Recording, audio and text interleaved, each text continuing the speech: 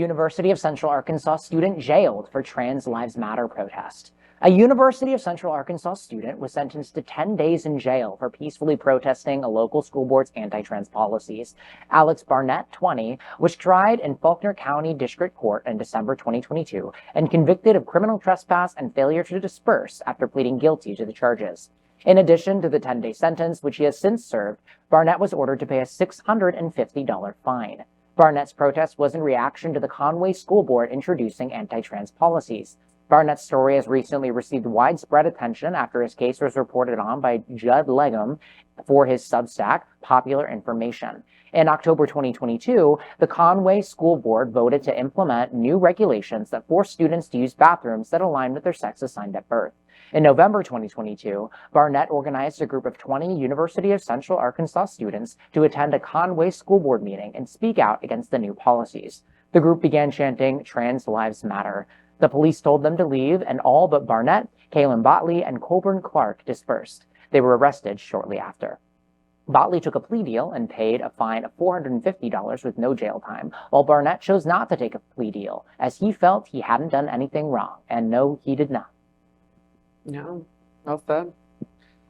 This story is horrifying in its premise, but also kind of like going back to that point of like, kids are all right, like, and I'm not, I'm using that word like it sounds I feel like that could sound patronizing, but I don't mean it that way, of course. That is, I take so much inspiration from these folks who are doing the good trouble.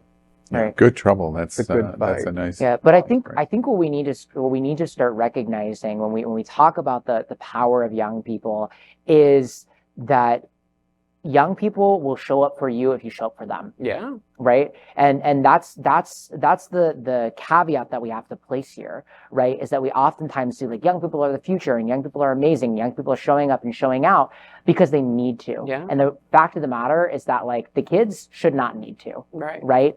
And it becomes a disservice to young people when we delegate this work to them. Right. Yeah. And that, I'm all about uplifting youth leadership, but we need to actually be uplifting youth leadership, right? We need to actually be giving them the resources that we accumulate. Yeah. Even me, I'm a young person myself, but I'm in a space where I have resources to be able to uplift the young space. Well, also one of the things that I think is being highlighted in this story is really the reality of we're entering into Pride Month. We're here, and remembering that Pride Month, the Pride parades all over. It began as a protest. Yeah. And we are seeing now that the younger generation is really going to have to step into this place and understand that those first days when that day 50 years ago during Stonewall, we threw rocks. We were arrested. We fought for the little rights that we have now that are being chipped away and walked back. So now it's time. I think there's a baton that's being passed to your generation and saying, guys, you see how we did it then? We might have to do that again. And we have to have courage. And I love seeing these young people smiling with their arrest sheet. I love it. And I'll stand there next to you. Trust me, I don't care. Because right now we have to fight for this again. I recently interviewed Anthony Fauci. And Fauci told a story about his love of Larry Kramer, the founder of ACT UP in the 1990s, especially over what was happening over AIDS. And Kramer used Anthony Fauci as his foil for ACT UP. But behind the scenes, for a long time, that the American public didn't know that they were actually friends. And Anthony Fauci told a story in my interview of saying that Kramer called him up and was complaining about how slow movement was taking place. And he recommended to Fauci, and Fauci's running the NIH, and said, what you need to do is you need to handcuff yourself to the fence at the White House. And Fauci tells me in the story that he told Kramer, why would I do that? Because I'm friends with the president. All I have to do is call him. And Kramer's point was, it's not moving fast enough. and you need to do something dramatic to prove you're not going to stand for it. That's what you just said. The picking up the first rock is where we're at. It's funny about this story. I didn't realize this story was coming. I sat in a meeting today because June Pride is coming, and it's going to be a big month. The next 60 days, this is May 3rd, the next 60 days may be the most important 60 days that we've seen in the LGBTQ community in decades. We'll see. We'll see. But I thought to myself today in a meeting that I was sitting at that was talking about this, am I going to protest over the drag issue? But the drag issue is really a trans issue. They're getting the trans community via drag is what they're doing. It's insidious. They're dividing and conquering our community.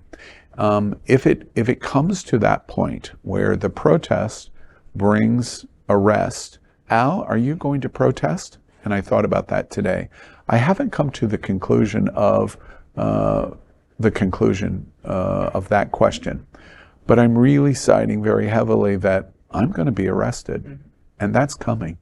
I'm going to be arrested because at some point I can't accept anymore. I mean, I just had a conversation with someone the other day, people, because we're seeing things get really, really bad. And we're seeing families having to make decisions about whether or not they can stay in the state, right? We are becoming that Saudi Arabia that we're talking about. Right? That, Quality Florida just issued a travel advisory a few weeks ago. I totally disagree. Well, yeah, but we're seeing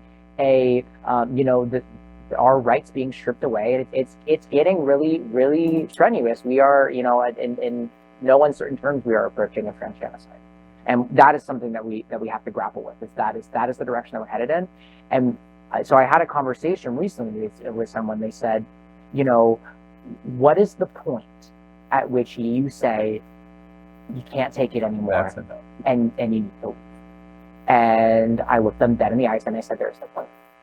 I said, there is no point at which I leave this state, that there could be a law saying that, we could have a Lawrence versus Texas overturned, and they say that being gay, is against the law, and that you can be arrested just for being gay, just for posting about being gay. And I would be here fighting that law. And it is important that people are standing firm. One last point to that. I love the television shows that through fictional writing create the what if something was changed in history. And I read an article just recently, just to your point. What would have happened in 1969 if they had the resources? They didn't. So it's not a real hypothetical situation, but just what if? If Marsha P. Johnson and Sylvia Rivera had the resources to move to California, they could, in 1969, have moved to San Francisco, and their lives as trans and drag queen would have been completely different than lower central Manhattan in 1969. What would have happened? The people that are credited for starting the modern civil rights, and of course you can argue the academic point of view of that, but the people that are credited of starting the modern civil rights movement in the LGBTQ community said, no, I don't think so. I'm going to move someplace else.